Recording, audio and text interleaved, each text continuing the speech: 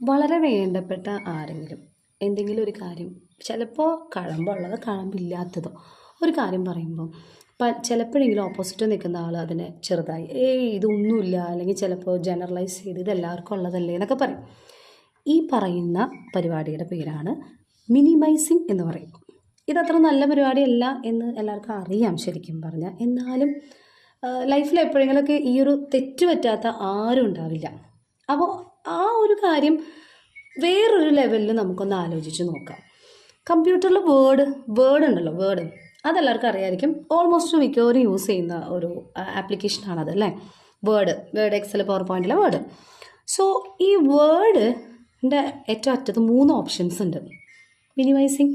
ഈ മിനിമൈസിങ് എന്ന് പറയുന്ന ഓപ്ഷൻ എന്താണെന്ന് നമുക്കറിയാലോ. നമ്മൾ ആ മിനിമൈസ് ഓപ്ഷൻ യൂസ് ചെയ്യുമ്പോൾ ആക്ച്വലി പിന്നീട് ആ ഫയൽ നമ്മൾ കാണുന്നില്ല ശരിക്കും. അത് നമ്മളുടെ ഡെസ്ക്ടോപ്പിൽ ഓണാണ്, പക്ഷെ നമ്മൾക്കത് കാണാൻ പറ്റില്ല അല്ലേ.